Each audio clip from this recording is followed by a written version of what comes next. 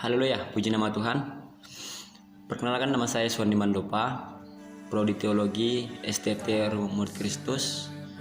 Pada kesempatan ini saya akan menjelaskan tentang konsep administrasi gereja. Dalam durasi 5 menit ke depan, kita akan membahas 3 hal penting dalam administrasi gereja. Tentunya, apa itu administrasi gereja, apa fungsi administrasi gereja, dan apa prinsip-prinsip dalam administrasi gereja, dan yang terakhir, beberapa contoh administrasi gereja yang sering dilakukan di dalam kehidupan atau dalam gereja-gereja lokal yang kita temui. Yang pertama, apa itu administrasi gereja? Administrasi gereja adalah proses penyelenggaraan secara teratur kegiatan gereja melalui tahap perencanaan, tahap pelaksanaan, bahkan juga dalam pengawasan. Untuk apa? Untuk mencapai apa yang menjadi tujuan gereja, apa yang menjadi visi gereja. Dalam hal ini tujuan utama adalah untuk memberitakan firman Tuhan, untuk penginjilan, untuk pembinaan dan pelayanan dalam gereja. Itu adalah sedikit tentang pengertian administrasi gereja. Lalu apa fungsi administrasi gereja? Nah, administrasi gereja akan berhasil mencapai tujuan organisasi. Salah satu fungsi adalah untuk mencapai tujuan.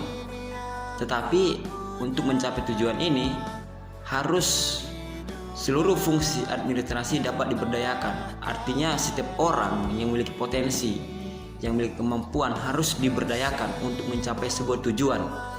Di sini saya catat 7 poin yang menjadi fungsi administrasi dalam gereja. Yang pertama, sebuah perencanaan atau planning.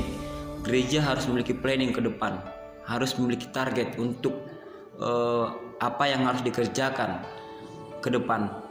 Yang kedua, penyusunan staff atau staffing. Ini merupakan bagian dari struktur organisasi gereja, struktur dalam jemaat, penyusunan, pengaturan kepemimpinan, bahkan sampai di pembina rayon. Ini juga harus diperhatikan. Yang ketiga, pengorganisasian. Terbentuknya sebuah organisasi komunitas-komunitas yang mungkin membentuk atau mendewasakan iman. Ini bagian dari fungsi administrasi. Pengawasan, di sini gembala tentunya harus memperhatikan, mengawas setiap strategi atau struktur yang sudah dibangun. Pengarahan. Yang keenam, penganggaran. Tentunya harus ada yang dibutuhkan dana dalam menyusun administrasi gereja. Dan yang terakhir adalah pengevaluasian. Nah, tentunya di sini setelah tertata rapi sebuah struktur gereja, akan ada yang namanya pengevaluasian untuk meminimalisir atau untuk menata ulang hal-hal yang tidak optimal, bisa didata kembali untuk lebih maksimal. Itu sedikit tentang fungsi administrasi dalam gereja.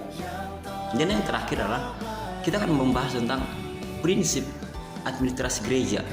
Kita akan bahas secara singkat. Di sini saya mengambil 4 poin prinsip atau hal-hal yang harus ada dalam administrasi gereja. Adalah yang pertama, asas norma. Asas norma yang utama adalah Alkitab harus menjadi penerang bagi administrasi gereja.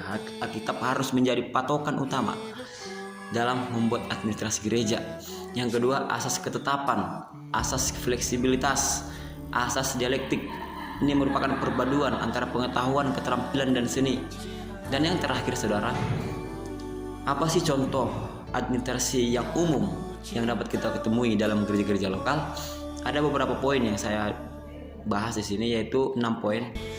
Contoh administrasi dalam gereja adalah pemeliharaan data anggota jemaat, pengelolaan keuangan jemaat, penjadwalan ibadah dan acara gereja, pengelolaan investasi gereja, pelayanan kepada tamu atau pengunjung, dan yang terakhir adalah pengelolaan fasilitas gereja, yaitu termasuk perawatan pemeliharaan gedung. Oke, baik. Mungkin ini sedikit penjelasan video singkat yang saya sampaikan mengenai konsep tentang administrasi gereja. Semoga ini menjadi bahan pertimbangan bagi kita ketika kita memulai sebuah organisasi dalam gereja. Puji nama Tuhan, biarlah video ini memberkati saudara, dan saya mengucapkan terima kasih dan Tuhan Yesus memberkati. Aku cinta untukmu.